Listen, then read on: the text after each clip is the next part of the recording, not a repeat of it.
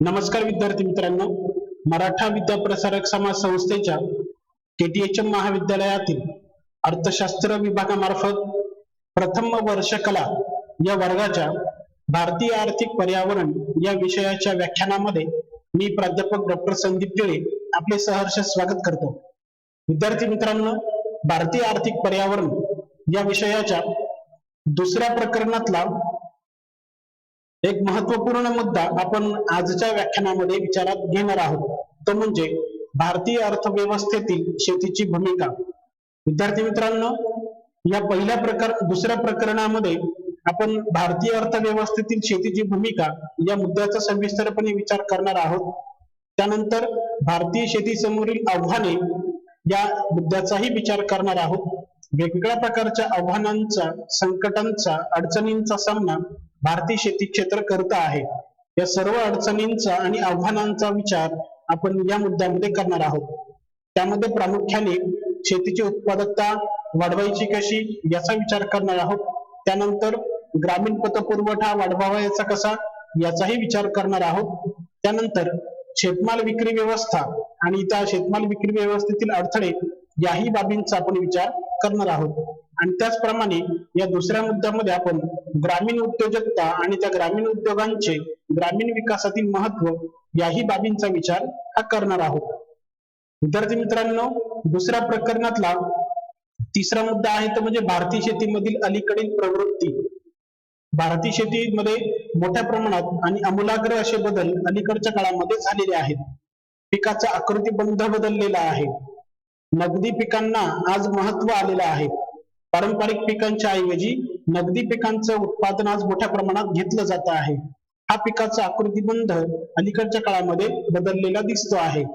त्याचप्रमाणे कृषी तंत्रज्ञानाचा उपयोग आणि त्याचं महत्व अलीकडच्या काळामध्ये वाढीस लागलेलं आहे। कृषी तंत्रज्ञान आणि यांत्रिकीकरणाला अनन्यसाधारण असं महत्व प्राप्त झालेलं आहे। याचाही विचार आपण या ठिकाणी करणार आहोत। आणि त्याचप्रमाणे शेतीमधील अलीकडील बदलत्या प्रवृत्ती म्हणजे शेती प्रक्रिया उद्योग आणि शेती व्यवसाय उद्योग ऍग्री बिझनेस यांचंही महत्व अलीकडच्या काळामध्ये वाढीस लागलेलं आहे। या सर्व बाबींचा विचार आपण या प्रकरणातल्या तिसऱ्या मुद्द्यामध्ये करणार आहोत, तो म्हणजे भारतीय शेतीमधील अलीकडील प्रवृत्ती। विद्यार्थी मित्रांनो, भारतीय अर्थव्यवस्थेतील शेतीची भूमिका या मुद्द्याचा विचार करताना सर्वप्रथम आपण भारतीय अर्थव्यवस्थेसंदर्भात एक थोडक्यात ओळख करून घेऊया। भारतीय अर्थव्यवस्थेमध्ये प्रामुख्याने 3 क्षेत्रांना अनन्यसाधारण असं महत्व आहे, ते म्हणजे शेती, उद्योग आणि सेवा। शेती, उद्योग आणि सेवा हे 3 क्षेत्र अर्थव्यवस्थेमध्ये आपले योगदान हे देत असतात।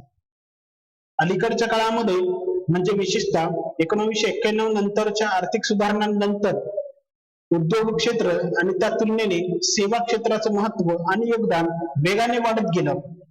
पण स्वातंत्र्य नंतर ते आजतागायत राष्ट्रीय उत्पन्न निर्मितीमध्ये म्हणा किंवा अर्थव्यवस्थेच्या विकासामध्ये म्हणा, शेतीने अनन्यसाधारण असं महत्व, योगदान हे दिलेलं आहे। आजच्या व्याख्यानामध्ये भारताच्या अर्थव्यवस्थेमध्ये या 3 क्षेत्रांपैकी शेती क्षेत्राचं योगदान याचा विचार आपण या ठिकाणी करणार आहोत। उद्योग आणि सेवा क्षेत्राचंही योगदान प्रचंड आहे।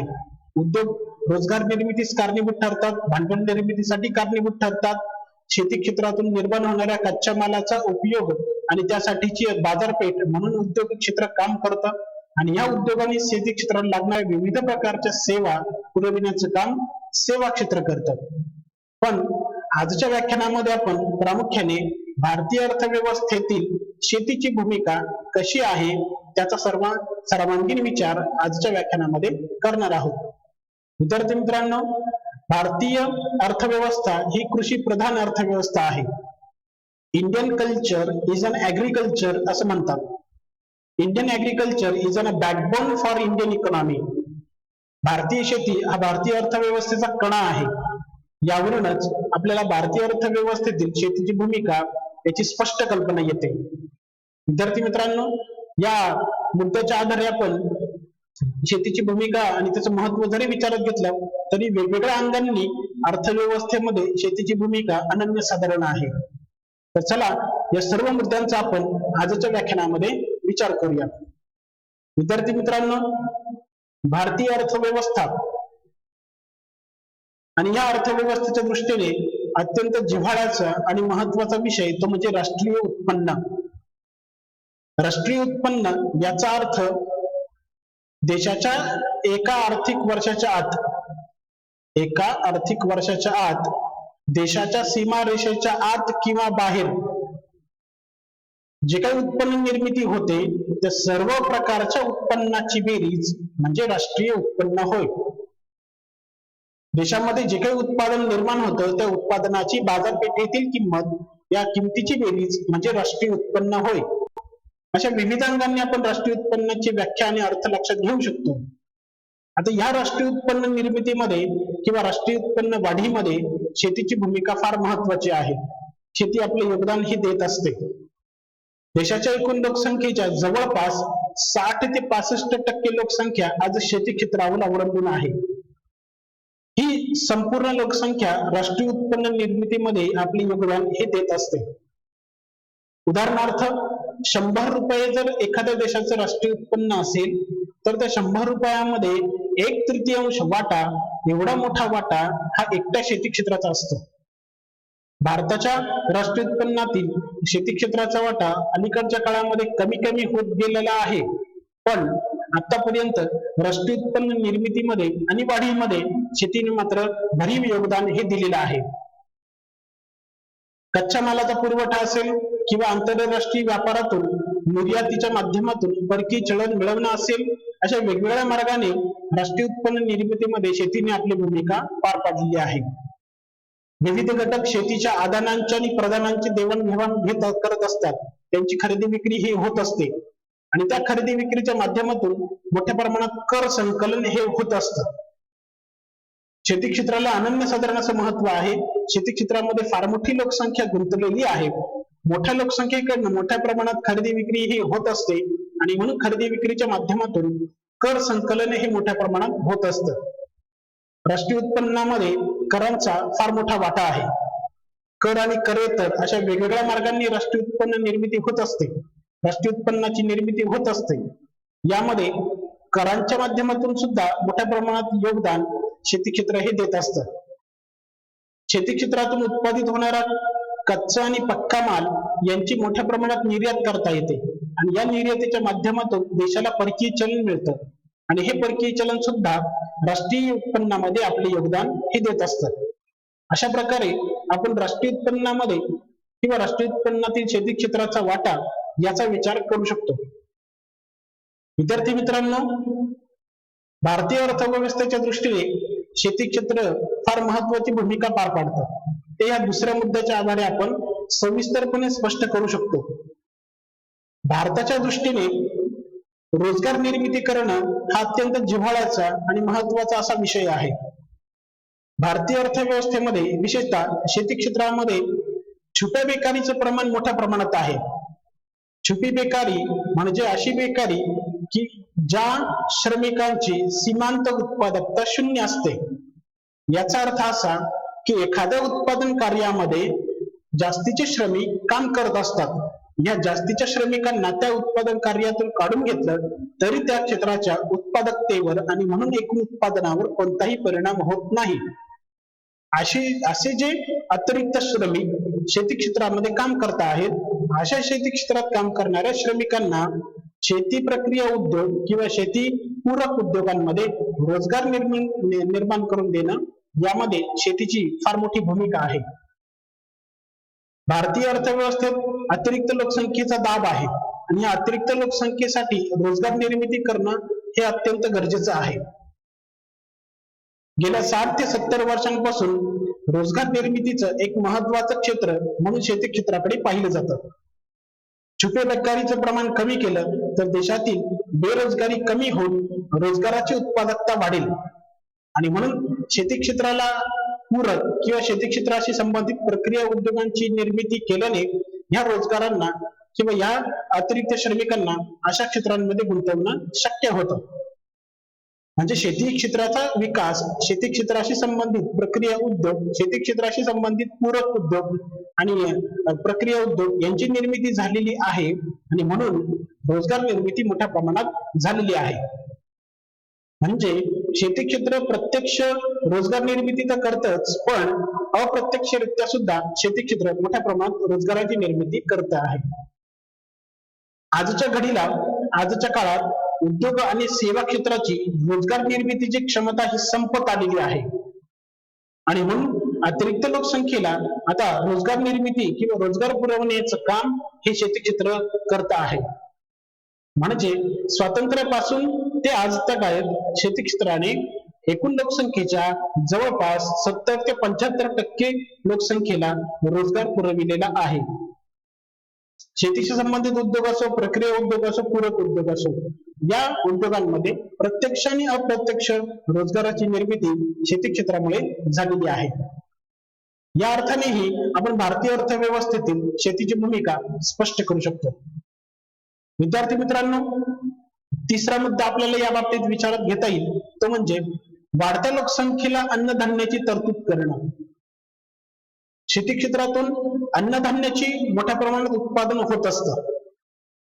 देशाच्या, भारताच्या 130 कोटी लोकसंख्येला एवढ्या मोठ्या प्रमाणात अन्नधान्याची तरतूद करून देणं हे अत्यंत जिकिरीचं काम आहे. एवढ्या मोठ्या लोकसंख्येसाठी अन्नधान्याची तरतूद करणं आणि त्यासाठी आयातीवर अवलंबून राहणं हे देशाच्या आर्थिक आरोग्याच्या दृष्टीने योग्य नाही आणि म्हणून देशातील शेतीतून जे काही अन्नधान्याचं उत्पादन होतं त्या उत्पादनातून उपभोक्त्यांची, देशातील ग्राहकांची आणि वाढत्या लोकसंख्येची अन्नधान्याची गरज पूर्ण करण्याचं काम केलं जातं.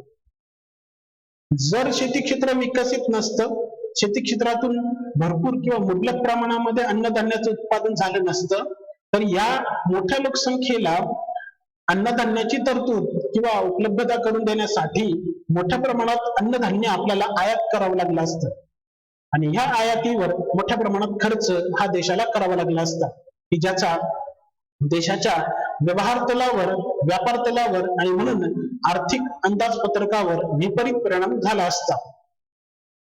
पण आज अनेक पिकांच्या बाबतीत आपण अन्नधान्याच्या बाबतीत स्वयंपूर्ण आहोत, स्वावलंबी आहोत. 1966-67 दरम्यान घडवून आणल्या गेलेल्या हरित क्रांतीमुळे मुख्य अन्नधान्य पिकांच्या बाबतीत भारत अन्नधान्याच्या बाबतीत स्वयंपूर्ण झाला. गहू, तांदूळ आणि इतर नगदी पिकांच्या बाबतीत मोठ्या प्रमाणात उत्पादन करणं भारताला शक्य झालं आणि म्हणून केवळ देशातील लोकसंख्येची अन्नधान्याची गरज पूर्ण करून भारत थांबला नाही, तर इतर देशांनाही भारताने मोठ्या प्रमाणात अन्नधान्याची निर्यात ही केलेली आहे. PL 480 या कराराअंतर्गत अमेरिकेने भारताला अत्यंत निकृष्ट दर्जाचा गहू पुरविल्यानंतर भारताने गहू आणि तांदूळ उत्पादनामध्ये स्वयंपूर्ण होण्याचा निर्धार केला आणि MS स्वामीनाथन यांच्या अध्यक्षतेखाली भारताने हरित क्रांती यशस्वी करून दाखवली. हरित क्रांतीमुळेच भारतामध्ये गहू, तांदूळ आणि इतर नगदी पिके, दूध, कडधान्य यांचं उत्पादन मोठ्या प्रमाणात वाढलं आणि भारताची अन्नधान्याची गरज पूर्ण होऊ शकली. म्हणजे एवढ्या मोठ्या लोकसंख्येला, या 130 कोटी लोकसंख्येला अन्नधान्याची उपलब्धता करून देण्यात शेती क्षेत्र महत्वाचं आहे. विद्यार्थी मित्रांनो, भारतीय अर्थव्यवस्थेतील शेतीची भूमिका विचारात घेताना आणखी एका बाबींचा विचार आपल्याला करता येईल तो म्हणजे भांडवल निर्मितीमधील योगदान. शेती क्षेत्र भांडवल निर्मितीमध्ये आपलं मोठ्या प्रमाणात योगदान हे देत आहे. अलीकडच्या काळामध्ये शेतीतून उत्पादित होणाऱ्या उत्पादनाला चांगली आणि शाश्वत अशी किंमत मिळण्याची खात्री निर्माण झालेली आहे. यामुळे शेतकऱ्यांना आपली बचत करण्यास प्रोत्साहन मिळालेलं आहे. बचतीच्या माध्यमातूनच भांडवल निर्मिती ही वेगाने होत असते. शेती क्षेत्रातून औद्योगिक उत्पादनाला, भांडवलाला मोठ्या प्रमाणात मागणी वाढलेली आहे. औद्योगिक उत्पादनाला मागणी वाढल्याने, भांडवलाला मागणी वाढल्याने भांडवल निर्मिती वेगाने होते आहे आणि या भांडवल निर्मितीमुळे देशाच्या आर्थिक विकासामध्ये महत्वाचं योगदान हे दिलं जात आहे. भांडवल निर्मिती केली जाते आहे का तर भांडवलाला शेती क्षेत्रातून मोठ्या प्रमाणात मागणी आहे आणि म्हणून रोजगार निर्मिती अप्रत्यक्षरित्या वेगाने होते आहे. मोठ्या प्रमाणात लोकसंख्येला रोजगार उपलब्ध झालेला आहे. राहणीमानाचा दर्जा या लोकसंख्येला वाढवणं शक्य झालेलं आहे. सामाजिक दर्जा या लोकसंख्येला वाढवणं शक्य झालेलं आहे. ते केवळ शेती क्षेत्रातून निर्माण होणाऱ्या भांडवलाच्या मागणीमुळे. म्हणजे भांडवलाची निर्मिती शेती क्षेत्रामुळे वाढीस लागलेली आहे, हेही आपण या ठिकाणी स्पष्ट करू शकतो. विद्यार्थी मित्रांनो, भारतीय अर्थव्यवस्थेतील शेतीची भूमिका विचारात घेताना पुढच्या मुद्द्याचा विचार करता येईल तो म्हणजे उद्योग क्षेत्राला कच्च्या मालाचा पुरवठा. उद्योगांना कच्च्या मालाचा पुरवठा करण्यात शेतीची भूमिका अनन्यसाधारण आहे. अनेक उद्योग, पूरक उद्योग किंवा प्रक्रिया उद्योग हे शेतीवर अवलंबून आहेत. अशा पूरक आणि प्रक्रिया उद्योगांसाठी लागणारा कच्चा माल हा शेती क्षेत्रातून पुरविला जातो. अन्यथा अशा उद्योगांसाठी आवश्यक असणारा कच्चा माल आपल्याला आयात करावा लागला असता आणि अशा आयात केल्या जाणाऱ्या कच्च्या मालासाठी आपल्याला मोठ्या प्रमाणात किंमत ही मोजावी लागली असती. पण अलीकडच्या काळामध्ये शेती क्षेत्राचा विकास हा वेगाने झालेला आहे आणि म्हणून उद्योगांना दर्जेदार आणि मुबलक असा कच्चा माल पुरवणं शक्य झालेलं आहे. उदाहरणार्थ सुती कापड उद्योग असेल किंवा सहकारी साखर कारखाने असतील, यांच्यासाठी सूत म्हणजेच कापूस किंवा साखर कारखान्यांसाठी ऊसाचं उत्पादन शेती क्षेत्रातून केलं जातं. हा ऊस किंवा कापूस किंवा कडधान्य, तेलबिया किंवा विविध प्रकारची उत्पादने, शेती क्षेत्रातून निर्माण होणारी उत्पादने ही उद्योग क्षेत्रासाठी कच्चा माल म्हणून उपयोगात आणली जातात. आणि उद्योगांच्या कच्च्या मालाची तरतूद स्थानिक बाजारपेठेतून मुबलक प्रमाणात होत असल्याने, स्वस्तात होत असल्याने उद्योगांचा उत्पादन खर्च घटतो आणि उद्योगांना अल्प किमतीत दर्जेदार उत्पादन करून ते बाजारपेठेमध्ये आणणं शक्य होतं. उद्योगांना अल्प किमतीत दर्जेदार उत्पादन बाजारपेठेत आणल्याने आंतरराष्ट्रीय बाजारपेठ काबीज करणं शक्य होतं आणि म्हणून देशाच्या निर्यातीमध्ये वाढ होते. याचा अर्थ स्थानिक शेती क्षेत्रातून दर्जेदार कच्चा माल उद्योगांना उपलब्ध झाला आणि म्हणून कमीत कमी उत्पादन खर्चामध्ये दर्जेदार उत्पादन उद्योगांना करणं शक्य झालं. आंतरराष्ट्रीय बाजारपेठेमध्ये स्पर्धाक्षम किमतींना हे दर्जेदार उत्पादन विकणं शक्य झालं आणि म्हणून देशाला मोठ्या प्रमाणात परकीय चलन हे मिळत राहिलं. म्हणजे मूलभूतरित्या पायाभूत शेती क्षेत्राने कच्च्या मालाचा पुरवठा उद्योग क्षेत्राला सातत्याने केलेला आहे आणि म्हणून उद्योगांची सुद्धा भरभराट ही अलीकडच्या काळामध्ये झालेली दिसते. म्हणजे उद्योगांना कच्च्या मालाचा पुरवठा हा शेती क्षेत्रातून केला जातो आणि म्हणून उद्योगांचा विकास हा वेगाने होतो आहे. या अर्थानेही आपण शेती क्षेत्राची भूमिका ही स्पष्ट करू शकतो. विद्यार्थी मित्रांनो, भारतीय अर्थव्यवस्थेतील शेतीची भूमिका विचारात घेताना आणखी एका मुद्द्याचा आपल्याला या ठिकाणी विचार करता येईल तो म्हणजे दारिद्र्य निर्मूलनातील भूमिका. दारिद्र्य हे साधारणतः दोन प्रकारचं असतं. एक आहे निरपेक्ष दारिद्र्य आणि दुसरं आहे सापेक्ष दारिद्र्य. उष्मांकाच्या परिभाषेमध्ये जेव्हा दारिद्र्य मोजलं जातं तेव्हा त्याला निरपेक्ष दारिद्र्य असं म्हणतात. ग्रामीण भागामध्ये 2400 आणि शहरी भागामध्ये 2100 किलो कॅलरीज जर एखाद्या व्यक्तीला मिळत नसतील तर अशी व्यक्ती ही दारिद्र्यामध्ये आहे असं म्हटलं जातं. वेगवेगळ्या समित्या, वेगवेगळे आयोग या दारिद्र्याच्या निर्मूलनासाठी, दारिद्र्याच्या मापनासाठी हे प्रस्थापित केले गेले, स्थापन केले गेले. यामध्ये रथ आणि दांडेकर असतील किंवा लकडावाला असतील किंवा सुरेश तेंडुलकर समिती असेल, सी रंगराजन समिती असेल, पी.एन. मिर्धा समिती असेल, वेगवेगळ्या प्रकारच्या समित्या आणि आयोगांची स्थापना दारिद्र्याच्या मोजमापासाठी केली गेली. आजही सरासरी 27 ते 28% लोकसंख्या ही एकूण लोकसंख्येच्या 27 ते 28% लोकसंख्या ही दारिद्र्यामध्ये जगते आहे. दारिद्र्यामध्ये जगते आहे याचा अर्थ या अशा व्यक्तींचा राहणीमानाचा दर्जा निकृष्ट आहे. 2 वेळच्या अन्नधान्याची तरतूद करणं ही या लोकसंख्येला शक्य नाही.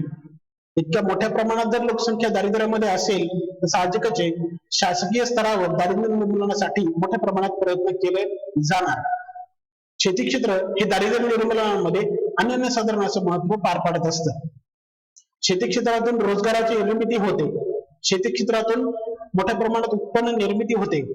ज्या लोकसंख्येला शहरी भागामध्ये किंवा औद्योगिक क्षेत्रामध्ये रोजगार मिळणं शक्य नाही अशा लोकसंख्येलाही शेती क्षेत्रातून रोजगार निर्मिती होते, रोजगार मिळतो. रोजगार मिळाल्याने या लोकसंख्येला दारिद्र्याचं निर्मूलन करणं शक्य होतं.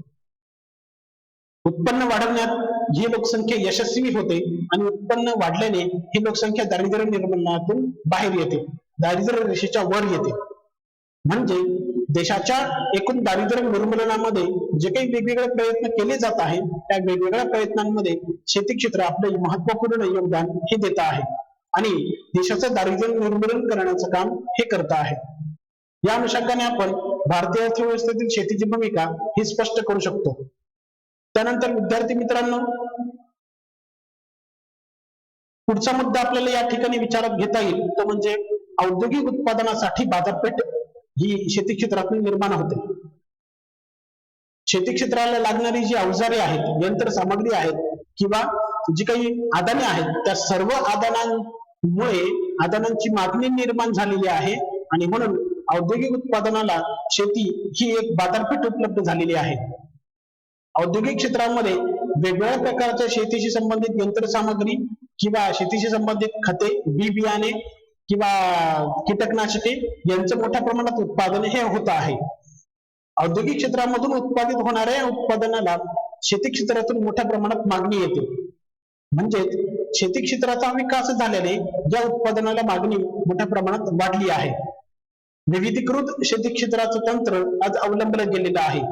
प्रकाशित शेती करून आहे त्याच शेती क्षेत्रातून मोठ्या प्रमाणात उत्पादन मिळवण्याचा प्रयत्न केला जातो आहे आणि म्हणून संकरित बी बियाणं, आधुनिक खते, दर्जेदार उत्तम प्रकारची यंत्रसामग्री किंवा कीटकनाशके यांसाठी मागणी मोठ्या प्रमाणात निर्माण झालेली आहे. म्हणजे औद्योगिक क्षेत्रामध्ये निर्माण होणाऱ्या या सर्व उत्पादनांसाठी शेती ही एक मोठी बाजारपेठ निर्माण झालेली आहे. स्थानिक बाजारपेठेमध्ये हा माल उत्पादित करून विकणं शक्य झाल्याने उद्योगांचीही भरभराट वेगाने झालेली आहे, उद्योगांचाही विकास वेगाने झालेला आहे. म्हणजे स्थानिक उद्योगांना किंवा औद्योगिक उत्पादनाला एक हक्काची बाजारपेठ म्हणून शेती क्षेत्राकडे पाहिलं जात आहे. या अर्थानेही आपण भारतीय अर्थव्यवस्थेतील शेतीची भूमिका स्पष्ट करू शकतो. आणि यातला शेवटचा मुद्दा आहे विद्यार्थ्यांनो, तो म्हणजे आंतरराष्ट्रीय व्यापारातील महत्व. शेती क्षेत्र आंतरराष्ट्रीय व्यापारामध्येही आपले योगदान देत आहे. आंतरराष्ट्रीय व्यापारात महत्वपूर्ण दोन भाग असतात, एक असतो निर्यात आणि दुसरी असते आयात. प्रत्येक देश आपली निर्यात जास्तीत जास्त करून आयात कमी करण्याचा प्रयत्न हा करत असतो. देशाची आयात ही अलीकडच्या काळामध्ये कमी झालेली आहे, कारण अन्नधान्याची आयात करणं फारसं गरजेचं नाही, कारण स्थानिक शेती क्षेत्रातूनच देशाच्या शेती क्षेत्रातून अन्नधान्याचं मोठ्या प्रमाणात उत्पादन होत आहे आणि अशा उत्पादनाची आयात करण्याची गरज नाही. किंबहुना भारत विविध प्रकारच्या उत्पादनांची विविध बाजारपेठांमध्ये निर्यात करतो आहे. द्राक्ष असतील, कांदा असेल किंवा गहू असेल, तांदूळ असेल, ह्या ज्या काही पिकं आहेत त्या सर्व पिकांची भारत मोठ्या प्रमाणात निर्यात करतो आहे आणि आंतरराष्ट्रीय व्यापारामध्ये आपले योगदान वाढवतो आहे.